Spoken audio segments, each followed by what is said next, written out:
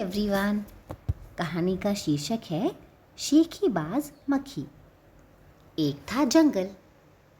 उस जंगल में एक शेर भोजन करके आराम कर रहा था। इतने में एक मक्खी उड़ती उड़ती वहां आ पहुंची। शेर ने 2-3 दिनों से स्नान नहीं किया था, इसलिए मक्खी शेर के कान के एकदम पास भिन भिन भिन करने लगी। शेर को बहुत मुश्किल से नींद आई थी।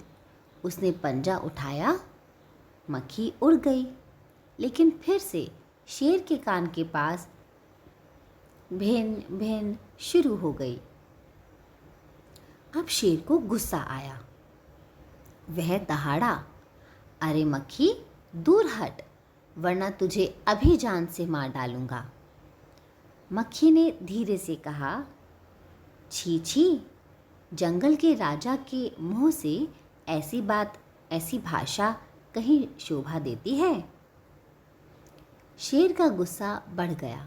उसने कहा, एक तो मुझे सोने नहीं देती, ऊपर से मेरे सामने जवाब देती है।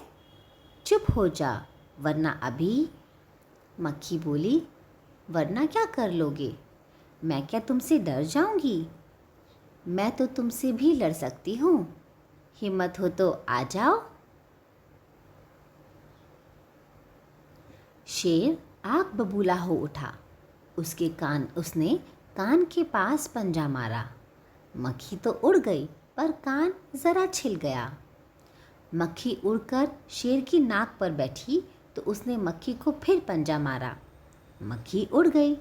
अब की बार शेर की नाक छिल गई। मक्खी कभी शेर के माथे पर बैठती, कभी गाल पर तो कभी गर्दन पर। शेर पंजा मारता जाता और खुद को घायल करता जाता। मक्खी तो फट से उड़ जाती। अंत में शेर ऊब गया, थक गया। वह बोला, मक्खी बहन, अब मुझे छोड़ो, मैं हारा और तुम जीती, बस। मक्खी घमंड में चूर होकर उड़ती उड़ती आगे बढ़ी। सामने एक हाथी मिला। मक्खी ने कहा, अरे हाथी, मुझे प्रणाम कर। मैंने जंगल के राजा शेर को हराया है, इसलिए जंगल में अब मेरा राज चलेगा।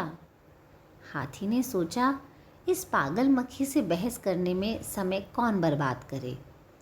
हाथी ने सूंड ऊपर उठाकर मक्खी को प्रणाम किया और आगे बढ़ गया। सामने से आ रही लोमड़ी ने यह सब देखा। लोमड़ी मंद मंद मुस्कुराने लगी।